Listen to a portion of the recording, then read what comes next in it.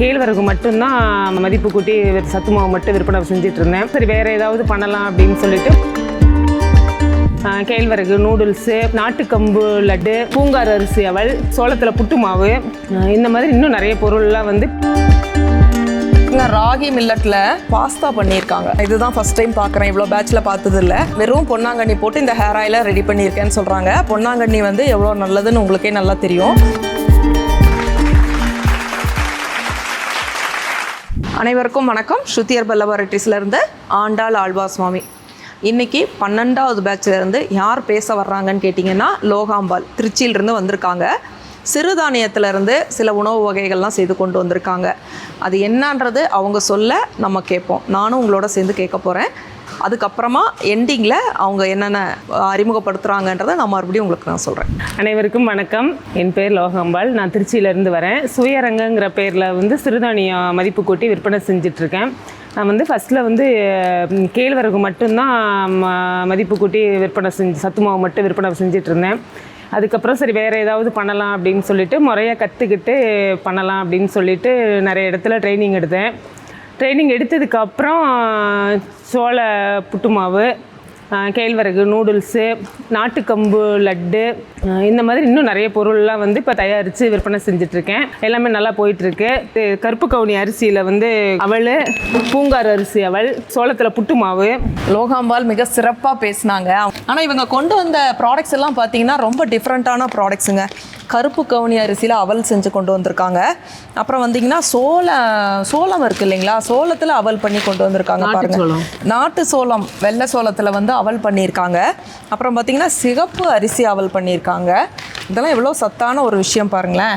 அப்புறம் பூங்கார் அரிசியில் அவல் பண்ணி கொண்டு வந்திருக்காங்க. ஏமா இந்த அவல்லாம் நீங்களே பண்ணுறீங்களா? நாங்களே பண்ணுறோம். மிஷின் போட்டு பண்ணுறீங்க. மிஷினில் அவல்லாம் பண்ணி கொடுத்துருவீங்க.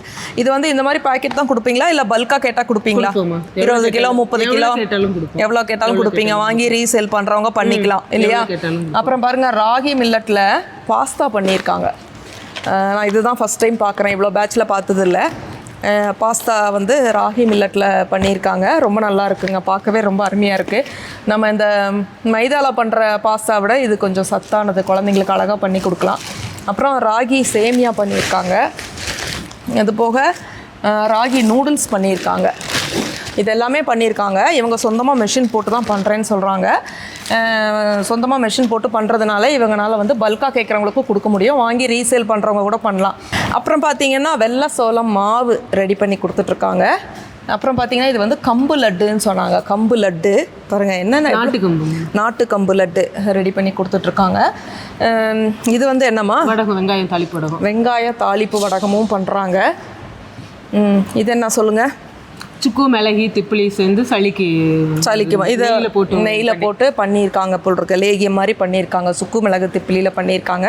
நீங்கள் சாப்பிட்டுட்டு ஒரு ஸ்பூன் சாப்பிட்டுக்கலாம். டைஜஷனும் நல்லாயிருக்கும். பொன்னாங்கண்ணி மட்டும்தான், வெறும் பொன்னாங்கண்ணி போட்டு இந்த ஹேர் ஆயிலை ரெடி பண்ணியிருக்கேன்னு சொல்கிறாங்க. பொன்னாங்கண்ணி எவ்வளோ நல்லதுன்னு உங்களுக்கே நல்லா தெரியும். நல்லா குளிர்ச்சியை கொடுக்கும். ஏமா இது வேறு பொன்னாங்கண்ணி தவிர வேறு ஏதாவது ஆட் பண்ணியிருக்கீங்களா? வெறும் நல்லெண்ணெய் தான், தேங்காய் எண்ணெயே இல்லை. தேங்காய் நல்லெண்ணெயில் பொன்னாங்கண்ணியை சாறு எடுத்து போட்டு காய்ச்சிறீங்களா இல்லை பொன்னாங்கண்ணி இடித்து போட்டு காய்ச்சிறீங்களா? சாறு எடுத்து காய்ச்சிறீங்க. பாருங்கள், பொன்னாங்கண்ணி சாறு எடுத்து நல்லெண்ணெயில் விட்டு காய்ச்சி கொண்டு வந்திருக்காங்க. இந்த ஹேர் ஆயிலும் இவங்ககிட்ட கிடைக்கிது. எனிவே இந்த ப்ராடக்ட் ஏதாவது வேணும்னா சுவை அரங்கம்னு பேர் வச்சுருக்காங்க. சுவை அரங்கம் ப்ராடக்ட் ஏதாவது தேவைப்பட்டால் லோகாம்பாளுடைய நம்பரை கீழே டிஸ்கிரிப்ஷனில் கொடுக்குறேன். தேவைப்படுறவங்க அவங்கள தொடர்பு கொண்டு உங்களுக்கு வேண்டிய ப்ராடக்ட்ஸை வாங்கிக்கலாம். அது மட்டும் இல்லைங்க, அவங்க பல்காகவே செய்து தரேன்றாங்க. ரீசேல் பண்ணணும்னு விருப்பப்படுறவங்களும் இவங்ககிட்ட, அதாவது நீங்கள் நிறைய ப்ராடக்ட் பண்ணிகிட்ருப்பீங்க, ஒரு சில ஆண்டர்ப்ரனர்லாம் நிறைய ப்ராடக்ட் பண்ணிகிட்ருப்பீங்க. இந்த மாதிரி அவல் ஐட்டம் எல்லாம் வேணும்னா இவங்க மிஷின் போட்டு பண்ணுறாங்களாம். அவங்ககிட்ட பல்காக வாங்கிக்கலாம். அவங்க உற்பத்தி விலையிலேயே தரேன்னு சொல்கிறாங்க. அதாவது உற்பத்திக்கு என்ன செலவாகுமோ அந்த விலையிலேயே அவங்க தரேன்னு சொல்கிறாங்க. அப்படி தானே சொன்னீங்க? நான் அப்படி தான் புரிஞ்சுக்கிட்டேன். ஓகே, அவங்க அப்படி தான் சொல்கிறாங்க. ஸோ நீங்கள் அவங்களுடைய நம்பர் கீழே தரேன், ஃபோன் பண்ணி அவங்ககிட்ட டீட்டெயில்ஸ் எல்லாம் கேட்டுக்குங்க. தேங்க்யூங்க.